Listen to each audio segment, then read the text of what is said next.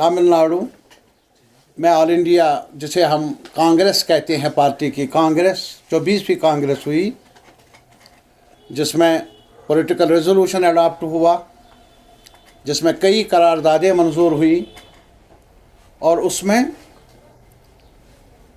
एक करारदाद जिसका आज पूरे मुल्क में चर्चा है वो वक्फ के बारे में है। यहाँ कश्मीर में उसे हम अवकाफ कहते हैं। वक्फ एक तंजीम है, मुसलमानों जिनका अकीदा है इस्लाम पर, उनकी प्रॉपर्टीज़ के मुतल्लिक एक इदारा बना है, कई अरसे से काम करता आया है हमारे मुल्क में, जिसे वक्फ के नाम से जाना जाता है। उसका एक कानून था, एक्ट था, और उस एक्ट में तरमीम लाई मौजूदा सरकार ने, बीजेपी की सरकार ने हाल ही में पार्लियामेंट में एक बिल लाकर, और मेजॉरिटी का फ़ायदा उठाते हुए उन्होंने उस बिल को भी पास करवाया, राज्यसभा में भी और पार्लियामेंट में भी। आज वो एक्ट बना है, लेकिन वो एक्ट है क्या, ये जानना ज़रूरी है। यहाँ हर अकीदे के साथ ताल्लुक़ रखने वाले लोगों का अपने मजहबी मामलात और अपने जो भी प्रॉपर्टीज़ है उनकी देखरेख करने के लिए ट्रस्ट्स बने हैं, इंस्टीट्यूशंस बने हैं, और मुसलमानों का भी अपने अकीदे के दायरे के अंदर अपनी प्रॉपर्टीज़ की देखरेख करने के लिए एक इंस्टीट्यूशन बना है, उर्से से काम करता आया है, जिसे हम वक्फ कहते हैं। और उसके एक लीगल फ्रेम था जिसके अंदर काम करने की कुछ हदूद मुकर्रर हुई थी। उसमें तरमीम लाई इस सरकार ने, और तरमीम इस सवाल को लेकर के इसमें इस्लाह की ज़रूरत है। एक सवाल है हमारा जो हमने उधर तमिलनाडु में, जिसमें हर एरिया के डेलीगेट्स थे, लीडर्स थे, एमपीज़ थे, मिनिस्टर्स थे, एमएलएज़ थे, हर रियासत के, नॉर्थ ईस्ट से लेकर साउथ तक, वेस्ट तक, ईस्ट तक, यहाँ से भी डेलीगेट गए थे। वहाँ हमने चर्चा किया इस सवाल पर और कहा कि अगर रिफॉर्म करना है तो मुस्लिम इदारे को ही निशाना क्यों बनाया गया? क्या जो और अकीदे रखने वालों के इदारे हैं, क्या उनमें रिफॉर्म की ज़रूरत नहीं है? वही उन्होंने चुना क्यों सिर्फ एक ही इदारा? और उसमें जहाँ तक ताल्लुक़ है रिफॉर्म का, वो हदी इख्तियार है उन लोगों का जो मनसब पर बैठे हैं इन इदारों को चलाने के लिए, जिनको चुना गया है। ये उस इदारे के दायरे इख्तियार में आता है जिसे हम वक्फ बोर्ड कहते हैं। किसी और को ये इन मामलात में दखल अंदाजी की इजाज़त नहीं है। और हमारी नज़र में जहाँ तक CPIM का ताल्लुक़ है, हमने बयान नहीं, एक रेजोल्यूशन बाज़ाब्ता किया ऑल इंडिया पार्टी कांग्रेस में और कहा ये दखल अंदाजी बेजा है। मकसद एक ख़ास अकीदे के साथ ताल्लुक़ रखने वाले इदारों को निशाना बनाना है। और आज भी आप देख लीजिए कि मुसलमान इदारों का इसी तरीके से और भी जो भी कम्युनिटीज़ हैं उनके अपने इदारे हैं, उन्होंने भी एक दायरा मुकर्रर किया है कि उस अकीदे के साथ ताल्लुक़ रखने वाले लोग ही उन मामलात पर फैसला कर लेंगे।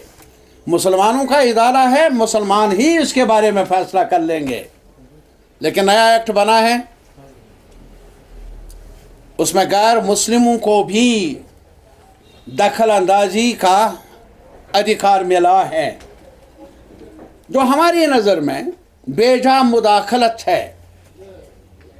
हमारी नज़र में जो हमारा आईन कॉन्स्टिट्यूशन ऑफ इंडिया अभी भी हर अकीदे के मानने वालों को अपने अकीदे को प्रोटेक्ट करने के लिए इदारे कायम करने का इख्तियार देता है, ये उस पर आँच है।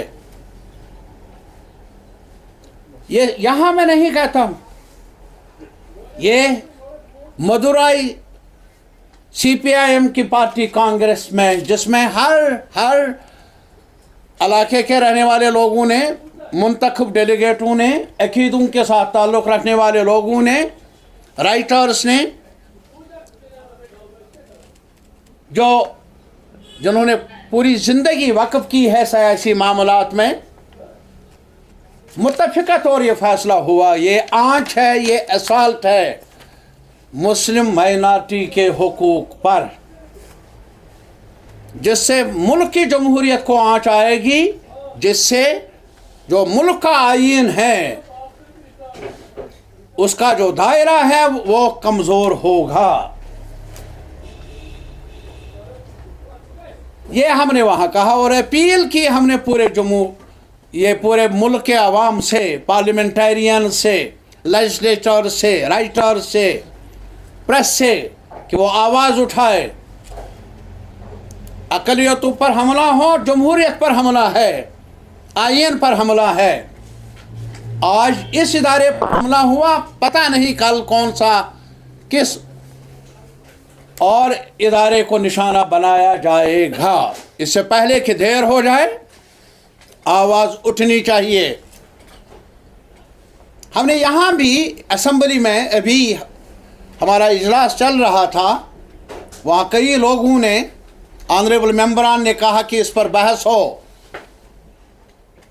और मुनासिब था हमारी तरफ से ये मांग कि इस सवाल को लेकर, जिस के बारे में पूरे मुल्क के अवाम, जम्मू कश्मीर के अवाम कंसर्न हैं, अगर इस सवाल पर बहस ना हो तो फिर क्या होगा। लेकिन बहस न हो सकी, और बहस होनी चाहिए थी, ये मैंने वहाँ भी कहा और आज फिर दोहराता हूँ। हमें चुना है लोगों ने, हमारे अवाम ने, हाथ फैलाने के लिए नहीं, जी हजूरी के लिए नहीं, हमें चुना है लोगों ने बात करने के लिए, वकालतनामा मिला है हमें इंसाफ मांगने के लिए। बहरहाल एक तो ये मसला, और दूसरा जहाँ तक जम्मू कश्मीर का ताल्लुक़ है, जो पार्टी कांग्रेस मुनक्कद हुई जिसका मैंने अभी जिक्र किया, वहाँ मुत्तफ़िक़ा तौर पर जम्मू कश्मीर के मामलात के बारे में करारदाद पेश हुई, बहस हुई और उस करारदाद को मंजूर किया गया। वो भी आपके सामने मैं पेश भी कर लूँगा। एक सवाल है कि जम्मू कश्मीर निशाने पर रहा जब से ये सरकार 2014 में वजूद में आई, पूरे मुल्क में इनके हाथों में बागडोर मिली, बीजेपी को इक़्तिदार संभालने का अधिकार मिला, और फिर उसके बाद यहाँ भी सरकार बना दी, मिली जुली सरकार। तब से लेकर अगर हम जायज़ा ले बीजेपी के मौक़िफ़ का जम्मू कश्मीर के बारे में, वो नामुवाफ़िक़ रहा, जम्मू कश्मीर के हुकूक को सलब करने की जानिब लगातार असॉल्ट करने का एक सिलसिला रहा। 5 अगस्त 2019 को क्या हुआ? हमारे अधिकार को छीना गया, जो हमारा रिश्ता बना जम्मू कश्मीर का मुल्क के साथ, उस पर असॉल्ट किया गया, और जम्मू कश्मीर के अवाम को जो जमानत मिली थी कॉन्स्टिट्यूशन में, उसको यकतरफा तौर पर छीना गया। और तब से लेकर आज तक क्या हुआ, बात यहीं पर रुकी नहीं, मुसलसल हमले हो रहे हैं। जॉब का सवाल कहीं नजर आता नहीं। जो लोग काम करते भी हैं उनको भी कईयों को बेदखल किया जा रहा है बगैर किसी जवाब के, उनको मौका दिए बिना। Casual labour, daily wagers, need based, anganwadi workers, helpers, NHM में काम करने वाले, आशा वर्कर्स, आज के वक्त में 2 वक्त की रोटी भी नसीब नहीं है उनको। काम लिया जाता है, वादा बंद रही है मरकजी सरकार भी, बार बार कहा है उन्होंने पार्लियामेंट में भी कि डेली वेजर्स, नीड बेस्ड स्कीमों में काम करने वाले लोगों को मिनिमम वेजेस मिलने चाहिए, कम से कम उजरत मिलनी चाहिए ताकि वो सांसें ले सके, अपने जीवन को संभाल सके। लेकिन हमारी बदकिस्मती है कि जम्मू कश्मीर में सब कुछ ये कहा जाता है कि इंटीग्रेशन हुई है पहली बार, लेकिन वेजेस का सवाल है, उजरत का सवाल है। वो उजरत हमें मिले जिसका वादा किया है पार्लियामेंट में सरकार ने। जम्मू कश्मीर को भी, यहाँ के वर्कर्स को भी मिनिमम वेजेस एक्ट के दायरे के अंदर लाया जाए, ऐसा हुआ नहीं। अफसोस तो ये है कि मिनिमम वेजेस जो लद्दाख में मिल रहे हैं वो भी यूनियन टेरिटरी है, उसके मुकाबले में जम्मू कश्मीर के वर्कर्स को, स्कीमों में काम करने वालों को, डेली वेजर्स को, कैजुअल लेबर्स को वो कम मिल रही हैं। वो वेजेस लद्दाख से भी कहां से कहां पहुंचाया जम्मू कश्मीर को, ये मामलात है। और ये भी मामला है कि अगर कल कहीं पर कोई वैकेंसी हो, कोई मुलाजिम लगे, लेकिन उसका मसेरा चचेरा भाई कभी किसी गैर कानूनी सरकार में मुंसलिक रहने का उसे इल्जाम हो, सजा मिलती है उसको जिसको जुर्म के बारे में खबर भी नहीं। ये कायदा सिर्फ यहां चल रहा है, ये अंधेर नगरी और कहीं हो या ना हो, लेकिन जम्मू कश्मीर में जारी है। मैं नहीं कहता हूं कि अगर गैर कानूनी कार्रवाई में कोई मुलविस हो, तहकीकात ना हो, तहकीकात हो, और तहकीकात करने के बाद अगर साबित हो कि कोई गैर कानूनी सरगर्मियों में मुलविस है, कानून के दायरे के अंदर अमल किया जाए, लेकिन नाकर्दा गुनाहों की सजा मिले। ये तरीका अफसोसनाक भी है और हमारी नजर में इसको बदल दिया जाना चाहिए। मैंने असेंबली में भी कहा और जोर से कहा, यह सुनना पड़ेगा। कान बहरे हैं, इंसाफ मांगते हैं, कानून में रोई लगाई जाती है अहले इक़्तिदार की तरफ से। वक्त आएगा, सुनना ही पड़ेगा जम्मू कश्मीर के अवाम की आवाज को। और इसीलिए हमने यहां भी जिक्र किया है, इस जो वहां रेजोल्यूशन हमने अडॉप्ट किया, ये यहां की आवाज नहीं। मुझे मौका मिला था ये रेजोल्यूशन पेश करने का, मैंने वहां भी कहा कि जम्मू कश्मीर के साथ जो नाइंसाफिया है, सरकार से उम्मीद नहीं। सरकार बदस्तूर एक रास्ते पर चल रही है जहां निशाना बनाया जा रहा है हमारे नौजवान को भी, और कई लोग हैं जेलों में हैं। अरे साहब, मैंने असेंबली में भी कहा और उधर भी कहा, एक बार जायजा तो लो, रिव्यू कर लो उनके केसेस को। कुछ ना कर सकते हैं, कम से कम यहां जेल बना लो, उन लोगों को दूर दराज इलाकों में रखकर उनके रिश्तेदारों को न मिलने का सजा मिल रही है। ये हमने वहां भी कहा, तमिलनाडु में भी कहा, और मैं शुक्रगुजार हूं CPIM का।